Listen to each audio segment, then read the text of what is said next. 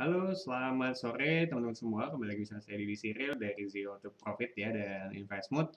Dan di sini seperti biasa tiap minggu kita akan melakukan market review ya teman-teman mengenai apa sih peluang yang bisa diambil di Bitcoin di tiap minggunya ya.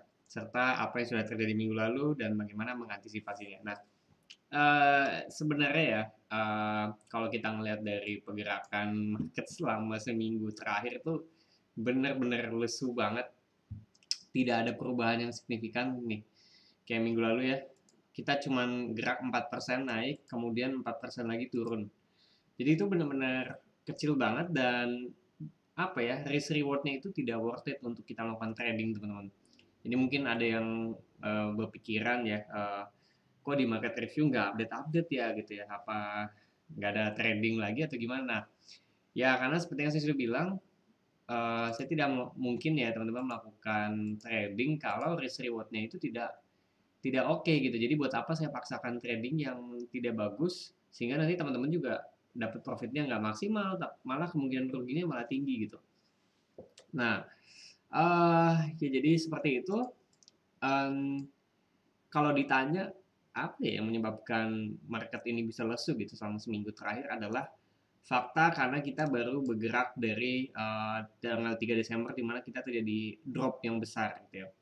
Jadi kalau teman-teman bayangkan market itu seperti ada energinya gitu. Jadi kalau energinya udah dipakai ngebut, nah si bensinnya itu akan habis, harus dihemat gitu ya. Karena orang juga, to be honest gitu ya, secara jujur orang juga bingung.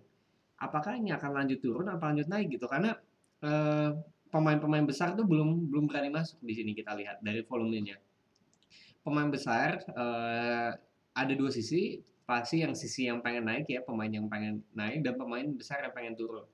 Kalau dari sisi naik, tentunya kita lihat salah satu pendorong Bitcoin bisa naik waktu itu adalah karena ada virus COVID yang mewabah itu ya pada tahun 2020 bulan Maret itu kan ada COVID mewabah, lalu tiba-tiba Bitcoin jadi naik banget gitu. Jadi penyebabnya adalah berita buruk atau COVID itu. Nah, sekarang Bitcoin itu kan naik ya, masih terus naik kemarin. Nah, hingga muncul berita Omicron. Nah, sekarang orang jadi bingung, apakah Omicron ini akan membuat si Bitcoin itu kembali naik?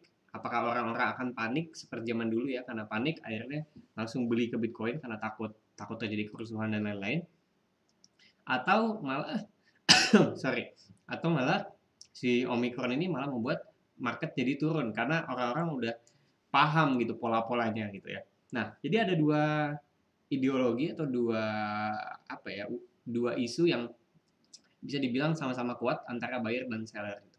Nah, kalau simpelnya kalau kita ngelihat dari market structure aja gitu ya, teman-teman, saya sih masih berharap market untuk short ke bawah gitu ya, ke daerah 42.000 teman-teman, karena di sini ada supply and demand yang masih bisa untuk disentuh, karena ini udah disentuh sekali ya sebetulnya di 42.000, tapi di sini ada support yang kuat di 42.000. Jadi saya masih sangat mengharapkan market turun ke 42.000 dan sementara untuk kemungkinan dia naik dulu ke atas ini, di sini juga ada supply and demand di 55.000, 55.700 ini juga belum disentuh. Jadi kalau saya masih bertahan dari plan yang udah ada 2 minggu lalu di 7 Desember, di mana saya bilang bahwa kalau naik kemungkinan dia akan naik ke 57, sedangkan kalau turun dia akan ke 42.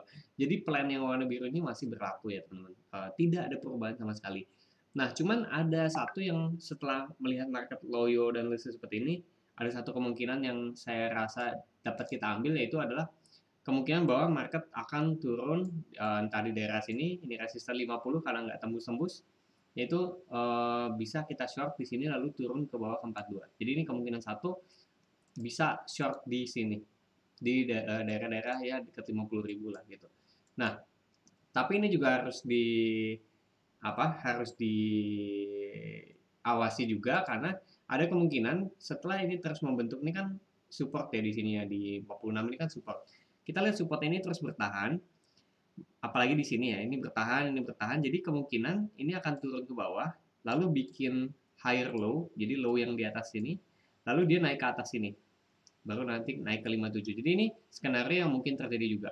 Jadi untuk jangka pendek saya mengincar dua arah.